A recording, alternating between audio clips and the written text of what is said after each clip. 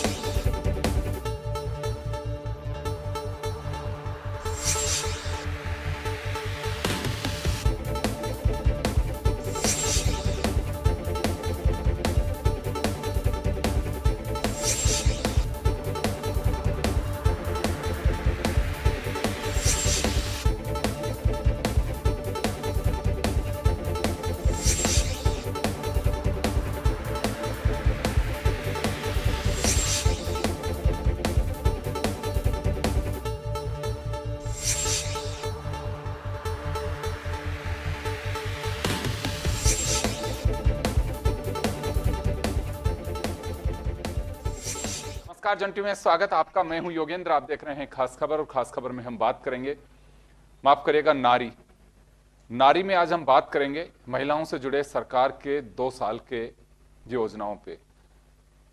महिला के लिए भजनलाल सरकार ने क्या कुछ किया, इसको लेकर के हम बात करेंगे। और हमारे साथ हमारे पैनलिस्ट हैं, अलका बत्रा जी हैं, सोशल एक्टिविस्ट हैं, बड़ी बारीकी से जानती हैं चीज़ों को।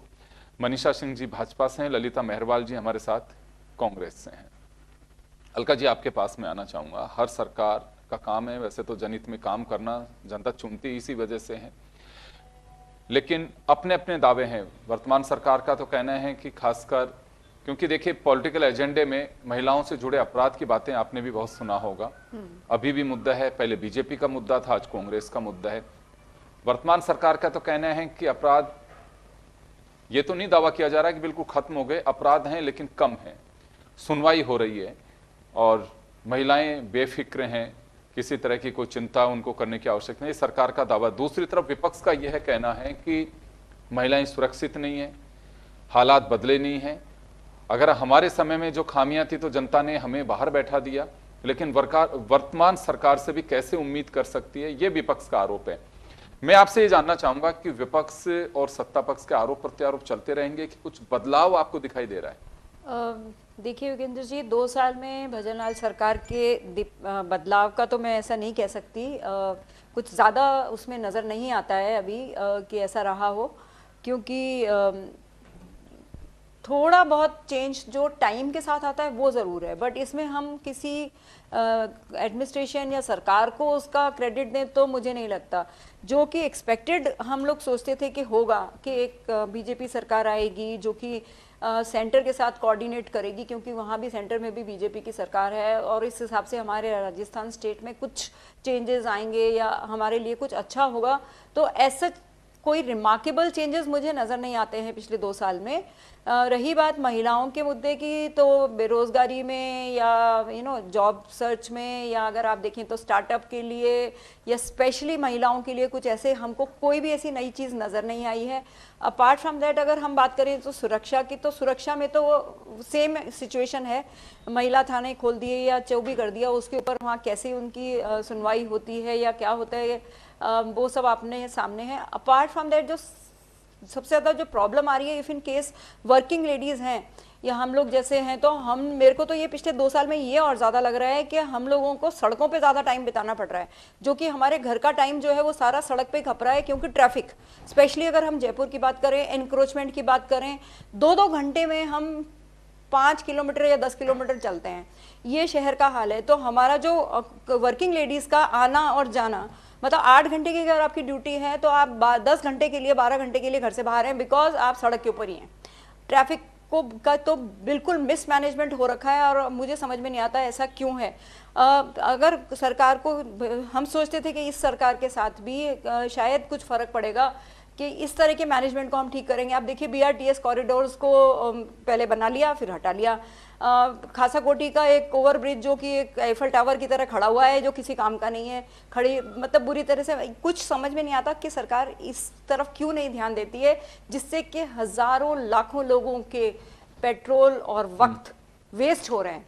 सड़कों के ऊपर ये लोग एक्चुअली टोटली फेलियर हैं। आप सीवर की काम देखें तो हर जगह खोद खोद के सड़कें खोद रखी है। हमारा जयपुर शहर का तो बहुत बुरा हाल है। आज हम दोपहर में ही चर्चा कर रहे थे जयपुर के बारे में, तो जयपुर का तो बहुत लेकिन बुरा हाल है। महिलाओं से जुड़े अगर अपराध में एक भरोसे की जो बात की जाती है कि हाँ चलिए सरकार है, मेरी सुनवाई होगी, मैं वो जानना चाह रहा हूं। ऐसा कुछ नहीं है जी, ऐसा कुछ भी नहीं है। सरकार अब ये हर चीज का अगर हम बात करें तो हर चीज महिलाओं के ऊपर ही आके लगती है। अगर टाइम वेस्ट हो रहा है या किसी भी तरह से अगर घर का बजट है या सुरक्षा की बात है, तो मुझे नहीं लगता कोई रिमार्केबल चेंजेस अभी तक 2 साल में आए हैं। आगे देखते हैं, पता नहीं क्या हो। चलिए ललिता जी, आपके पास में आना चाहूंगा मैं। बीजेपी का कहना है कि विपक्ष की भूमिका में कांग्रेस को अपना दायित्व निभाना चाहिए, केवल बयानबाजी से नहीं। ऐसा कोई भी एक आंदोलन खड़ा नहीं किया गया, क्योंकि जब को मुद्दा ही नहीं मिला तो आंदोलन करे कहां से खड़ा, जिसमें यह झलकता हो कि हाँ महिलाओं के प्रति कोई कोताही बरती गई है या महिलाओं को किसी चीज का लाभ नहीं मिला हो।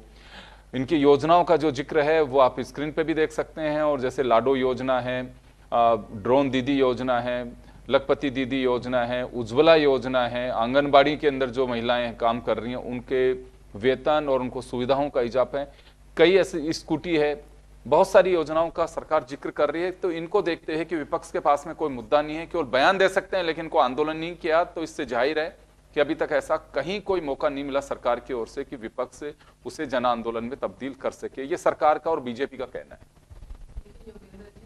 ये जिस तरीके से बोलते हैं कि विपक्ष इस चीज का विरोध नहीं करा, विपक्ष ने जगह जगह आंदोलन किए हैं, और जो महिलाओं पे होने वाले अत्याचारों को लेकर जो सड़कों पे उतर के महिला कांग्रेस द्वारा जिस तरीके से आंदोलन किए गए हैं, पुतले जलाए गए हैं, विरोध किया जा रहा है, लेकिन कहीं भी सरकार के ऊपर कोई असर कहीं भी नहीं होने वाला। केवल मात्र बयानबाजी ये लोग करते हैं, झूठे आंकड़े जनता के समक्ष ये पेश कर रहे हैं कि हमने देखिए ये किया, लाडो योजना, उज्ज्वला योजना। अरे आपने कर तो दिया, 1100 रुपए का सेंटर कौन लेगा? मुझे एक बार बताइए। यहाँ पर महंगाई इतनी ज्यादा बढ़ गई है, जहाँ महिलाओं के बजट पूरी तरह से किचन के खराब हो चुके हैं, खाना पीना मुश्किल हो रहा है, आम आदमी का जीना दुश्वार हो रहा है, वहां पर महंगाई आसमान चरम पर है, जिसको लेकर विपक्ष ने बार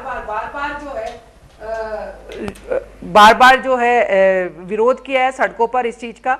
लेकिन और आप सबसे बड़ी बात तो आप ये देखिए, कल की ही न्यूज, जहां पर महिला तो कहां सुरक्षित होगी, आम आदमी कहां सुरक्षित होगा जब पुलिस ही सुरक्षित नहीं है। आप ये देखिए, कल की न्यूज ही देखिए, एक एएसआई पर किस तरीके से उसका सर फोड़ दिया गया है जनता द्वारा। अपराधियों में किसी तरह का कोई डर नहीं है, कहीं भी कोई डर नहीं है। आप कहीं भी कोई गोली चला रहा है, मतलब पूरे राजस्थान में दहशत का जो माहौल हो रहा है, तो कहीं भी कोई रोकथाम नहीं है, जिसका विपक्ष समय पर बार बार जो है ना इसका विरोध कर रही है, आवाज उठा रही है, लेकिन कहीं भी सरकार के कालिका पेट्रोलिंग जो सरकार ने शुरू किया है वो, और एक निर्भया स्क्वाड, 2 चीज है यहाँ पे, तो इनका कुछ बेनिफिट दिखता है, क्योंकि ये कहना है कि जहाँ भीड़ भड़क का एरिया है, मन चले जहाँ पे घूम सकते हैं, और एक स्पेसिफिक नंबर भी दिया हुआ है कि कहीं पे भी कोई कंप्लेन है आप लोकेशन को ट्रेस करके वहाँ पे अभय कमांड के जरिए टीम भी पहुंचाई जाती है।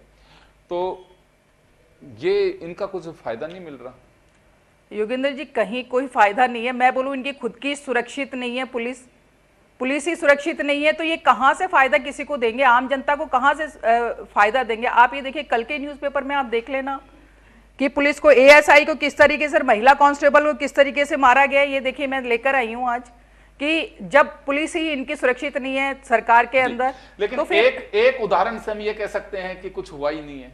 नहीं, मैं बोलूं कहीं कोई रिलीफ नहीं है। और अलका जी जिस तरीके से बोल रही है कि ट्रैफिक इतना ज्यादा, आप कैसे पहुंचेंगे वहां पर? आप जब एक आम आदमी, एम्बुलेंस फंसी रहती है, सही बोल रहे हैं, मैं यही बोल रही हूँ कि जो अव्यवस्था इतनी चरम पर है कि आप किसी भी तरह से देख लीजिए, सड़कें खुदी हुई है, ट्रैफिक इतना जबरदस्त है, आप कहां से किसी को पहुंचा देंगे? अपराधियों का जो हौसले हैं वो इतने बुलंद हैं कि किसी को कोई डर नहीं, जब चाहे फायरिंग कर रहे हैं, पुलिस को मार रहे हैं, चौराहे पर कुछ भी हो रहा है। तो और महिलाओं के साथ अत्याचार तो खुलेआम हो रहा है, कहीं भी कोई रोकथाम नहीं है। तो ये इनका केवल मात्र बड़ी बड़ी योजनाओं का नाम ले लेते हैं, और उनका इंप्लीमेंट करने के नाम पर ये बिल्कुल जीरो है। चलिए मनीषा जी जवाब देंगे। मनीषा जी, विपक्ष का कहना है, आपका दावा है, मैं आपके सामने हम स्क्रीन पे भी चला रहे हैं कि सरकार की ये योजना है और ये है, और यूं देखें तो लगभग आप लोगों का कहना है कि 73% मैनिफेस्टो के वादे हम पूरे कर चुके हैं। तो यानी कि 1 साल में बचे हुए पूरे कर देंगे, बाकी जो 2 साल हैं उसमें तो जनता के बीच में जाना है। और खैर, लेकिन विपक्ष से गले नहीं उतर रहे हैं। अलका जी का किसी राजनीतिक दल से कोई वास्ता नहीं है और ये बेबाक हैं। ये मैं मतलब आपको कह सकता हूँ, कोई बाशनेस नहीं है। जनरली लोग कह देते हैं ना कि ये तो उससे जुड़े होंगे, उससे जुड़े होंगे, वो इन पे कोई वो नहीं है। इनको लग रहा है कि कुछ करने की गुंजाइश है, अभी तक हालात बदलते दिखाई नहीं दे रहे हैं। जी योगेंद्र जी, सबसे पहले मैं बताना चाहूँगी कि माननीय भजन लाल जी की सरकार ने महिला सशक्तिकरण को प्राथमिकता देते हुए उनके स्वास्थ्य, उनके शिक्षा, उनके जो सशक्तिकरण है और जो रोजगार है उसको लेकर कई तरह के कार्य किए। आपने दिखाए भी, आपकी स्क्रीन पे भी चल रही कई तरह की योजनाएं हैं। अगर मैं बात करती हूँ आर्थिक सशक्तिकरण की, तो राजस्थान में जो महिला निधि योजना है, आर्थिक सशक्तिकरण के लिए नारी शक्ति उद्यम प्रोत्साहन योजना की बात करें, लखपति दीदी की योजना की बात करें, और इस तरह से हम अगर लाडो योजना की बात करें, और अगर हम शिक्षा के क्षेत्र में अगर बच्चियों को स्कूटी देकर उनको उच्च शिक्षा के लिए प्रोत्साहन देने की बात करें, अगर स्वास्थ्य की बात करें तो जो न्यूट्रिशन किट दिया जा रहा है तो उसके तहत हम पोषण बढ़ाने की बात करें, या कई तरह की ऐसी योजनाएं हैं जो बिल्कुल आ रही है। मैं अलका जी की बात से ज़रूर सहमत हूँ कि कहीं ना कहीं जो हमारी रोड पर जो थोड़ा सा ट्रैफिक की जो है उसके लिए भी माननीय भजन लाल जी ने कई तरह के, जैसे रोड्स को ठीक करना, वहाँ पे कई तरह के फ्लाईओवर्स और कई तरह के ऐसी हैं जिनको आगे शुरुआत हुए हैं काम। आप देख रहे हैं कि काम चल रहे हैं जगह जगह पे, जहाँ पे इस जो रोड जो सड़क की जो हमारी जो ट्रैफिक है उसको कम करने के लिए कई तरह की शुरुआत भी हुई है। तो यहाँ पे हम बात करते हैं कांग्रेस जिस तरह से उन्होंने हमारे जो बैठे हुए हैं बहन, उनके लिए कहना चाहूँगी कि आपके सरकार में क्या थे। आपकी सरकार में अपराध, राजस्थान अपराध के मामले में, महिला सुरक्षा के मामले में नंबर 1 पे था। हर चौथी बच्ची के साथ में बलात्कार की घटनाएं होती थी। अगर हम अभी की बात करते हैं तो अगर आंकड़ों के महिला सुरक्षा, महिला अपराध, महिला सुरक्षा के बारे में बात कर रहे हैं मैडम, वो सही बात निकल गई। महिला सुरक्षा में तो नंबर 1 था ही कांग्रेस के टाइम में। ये तो क्या इनके दिल की बात आ गई, अभी वो तो छोड़े आप। आप ये देख लीजिए, नहीं आप देख लीजिए 7वां जो, लेकिन मनीषा जी अभी 60% कम हुआ। देखिए एक बात बताइए कि जब इन्होंने कुछ नहीं किया, अलका जी जैसे बेबाक लोग हैं उनको पसंद नहीं आए, जब भी तो विपक्ष में बैठे हुए हैं, तो आपसे उम्मीद ज्यादा है ना? नहीं, बिल्कुल उम्मीद तो देखो वही होती है जहाँ पूरी होने की उम्मीदें कायम है। तो यहीं पे है कि हम बिल्कुल महिलाओं के लिए जिस तरह के, देखिए आप नारियों के लिए सुरक्षित माहौल जो उपलब्ध कराया, मैं वही कह रही थी कि 7% कम हुआ है बलात्कार के मामले में। और जो असुरक्षा की बात कर रहे थे, आप ये देखिए कि कांग्रेस राज में नंबर 1 पे था। उनके खुद के नेता बोलते थे कि राजस्थान तो मर्दों का प्रदेश है और उस पर ठहाके लगा के हंसते थे। तो ये इस तरह की जो ये आप देखिए कि इस तरह की चीज़ें नहीं होकर आज माननीय भजन लाल जी हैं वो महिलाओं के लिए, बच्चियों के लिए, उनको आगे बढ़ाने के लिए कई तरह की योजनाएं लेके आ रहे हैं। और आप ये देखिए कि सेंटर की योजनाओं में भी नंबर 1 पे राजस्थान रहा है। तो यहाँ पे प्रधानमंत्री मातृवंदन योजना की जो वित्तीय सहायता बढ़ाई गई है, जो 6500 की गई है, तो उसके हिसाब से अगर हम देखते हैं तो यहाँ पे महिलाओं को बहुत ज़्यादा आगे बढ़ने के लिए, उन्हें संबल देने के लिए यहाँ पे बहुत सारे कार्य हुए हैं। और आप अभी भी अगर महिलाओं के कार्यक्रम आप दिखा रहे हैं स्क्रीन पे, आप इन पे देख लें कि महिलाओं की कितनी ज़्यादा संख्या रहती थी। कांग्रेस के समय में तो महिलाएं सुरक्षित ही नहीं थी, सड़क पर भी नहीं आप आती थी। बच्चियों को आप देखिए कि बच्चियां असुरक्षित थी, स्कूलों में किस तरह की घटनाएं होती थी, भट्टी में झोंक दिया जाता था बच्चियों को। तो इस तरह की घटनाएं तो आप अपनी उस पर देखिए, आप एक वो घटना से आप ये नहीं कह सकते कि भाई यहाँ पे असुरक्षा का माहौल है। यहाँ पे सभी घटनाएं तो मैडम ये 6.48% नाबालिग दुष्कर्म बढ़ा है सर। अलका जी क्या बात करें, पता नहीं कहाँ से आंकड़े लेकर आते हैं। कहना चाह रही हूँ, देखिए पिछली सरकार और ये सरकार, आप ये देख लीजिए, वो चाहे कांग्रेस सरकार हो चाहे बीजेपी सरकार हो, महिलाओं की स्थिति में किसी में कोई सुधार नहीं आ रहा है, कोई फर्क नहीं पड़ रहा है। पहले भी वही सर चल रहा था, अभी भी वही चल रहा है। जहां तक योजनाओं की बात है, वो योजनाओं के नाम बदल के, थोड़ा बहुत अमाउंट बदल के, वही योजनाएं थोड़ी बहुत कंटिन्यू है, थोड़ी बहुत बंद कर दी गई है। सो इसलिए अलका जी एक चीज मैं जानना चाहूंगा, और एक और चीज सर, मैं आप जैसे बात करें सुरक्षा की, महिला सुरक्षा की बात, तो पहले निर्भया में अपने जो स्क्वाड थी, अपने चल रही थी वो राजस्थान में, आजकल वो नजर नहीं आ रही है पिछले 2 साल से। आई डोंट नो वो कहाँ चले गए, वाइट ब्रिगेड जो चलती थी। सही बोल रहे हैं। दूसरी बात, कि हम लोगों ने सोचा था कि महिला काउंसलिंग सेल या महिला थाने में महिला आयोग कुछ कार्यालय में सुनिए, आपकी पार्टी के मैडम, आपकी पार्टी के आपकी पार्टी के कार्यालय में मैंने एक दिन पहले, जब हम डिबेट कर रहे हैं उसके 24 घंटे से भी ज्यादा पहले मैंने नोट करवाया था कि मैं चाहता हूं कि लखपति दीदी स्टूडियो में आए और वो बताएं कि हाँ बिल्कुल हमने इस रूट से फॉलो किया और आज हम लखपति हैं। देखिए मकसद ये होता है कि 4 लोग और प्रेरित होते हैं कि हाँ, अलका जी कई बार इस बात की हमारे गवाह हैं, हमने गडरिया लुहार एक लेडी को भी बुलाया जिससे भी बहुत सारी महिलाएं इंस्पायर हुई। हमारी कोशिश होती है कि ये लाएं। मैंने आपके पार्टी के अंदर नोट कराया कि 2-3 अगर लखपति दीदी हो हम उनको कॉन्टेक्ट कर सकते हैं, आपको नंबर दे दीजिए। लेकिन अभी जब अपन बात कर रहे हैं वो उसके पाले में डाल रहे हैं, ये काम मैं कर दूंगी आपका, वो उसके पाले में डाल रहे हैं। 24 घंटे में 2 लखपति दीदी इकट्ठी नहीं करके दे सकते आप लोग। होंगी तो करेंगे ना, है ही नहीं, कहाँ से करेंगे? मैं यही तो आपको बोल रही हूँ योगेंद्र जी कि धरातल पे कुछ नहीं है, केवल योजनाएं जो है ना। मैं ये नहीं कहता कि धरातल पे तो सारे 24 आंकड़े घंटे में झूठे होंगे, ऐसा नहीं हो 2 सकता। लखपति दीदियां नहीं इकट्ठी कर सके ये तो आप बताते ना। जब इन्होंने योजनाएं 2 साल के अंदर कितनी महिलाओं को लाभान्वित किया, लाके तो बताते 2 महिलाएं करवाते थे। आप तो ये देखिए ना, महिलाएं सिर्फ आप तो लखपति, आप तो चले रोकना चाहूंगा, समय हो गया, समय हो गया। चले मनीषा जी, मनीषा जी, मनीषा जी टाइम हो गया, टाइम हो गया, मनीषा जी टाइम हो गया, समझते हो आप लोग। मनीषा जी टाइम हो गया। खैर चलिए, सरकारें बनी जनता की सेवा के लिए हैं और जनता के लिए योजना करनी भी चाहिए। लेकिन सुझाव यह है कि पूरी तरह से दावों का सच खुद सरकार को भी अपने स्तर पर चेक जरूर करवाना चाहिए। और मैं तो कहूंगा कि पार्टी के कार्यकर्ताओं से बेहतरीन सोशल ऑडिट कोई नहीं कर सकता, क्योंकि बूथ पे उन्हें खड़ा होना होता है। और मैं जो मैडम कह रहा हूं, ये बात इस वजह से कह रहा हूं, अगर आपके यहां से कोई ये बात कहे कि नहीं इस बात में सच्चाई नहीं है, आप ही के पार्टी के कार्यकर्ताओं से कुछ से मेरी अलग अलग जगह से बात हुई है मैं इन चीजों की क्या स्थिति है कि सर योजना बहुत अच्छी है, लेकिन अगर थोड़ी मॉनिटरिंग हो अधिकारियों के माध्यम से, वो जो कहते हैं सिर्फ उस बात पे यकीन करते हैं। आपको पार्टी कोई भी हो सरकार में, कार्यकर्ताओं पे भी यकीन करना चाहिए, क्योंकि तकलीफ उन्हीं को होती है कि साहब आज वाहवाही तो सब जगह हो रही है। लेकिन सुनिए मैडम सुनिए तो सही, वही कर रहा हूं, आप वकालत कर रही है, इस वजह से तो सरकार धोखे में है। 93-95% पूरे हो गए होंगे फिर तो मामले।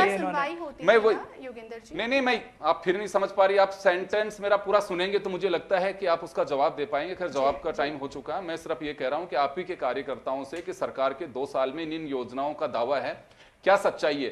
तो उनका कहना है कि साहब इसकी मॉनिटरिंग का नितांत अभाव है, हम लोग भी सुझाव दें तो किसको दें, अरे नहीं यार सब ठीक हो रहा है। अगर ये ढुलमुल का रवैया है ना तो जनता का भला ऐसे नहीं हो सकता।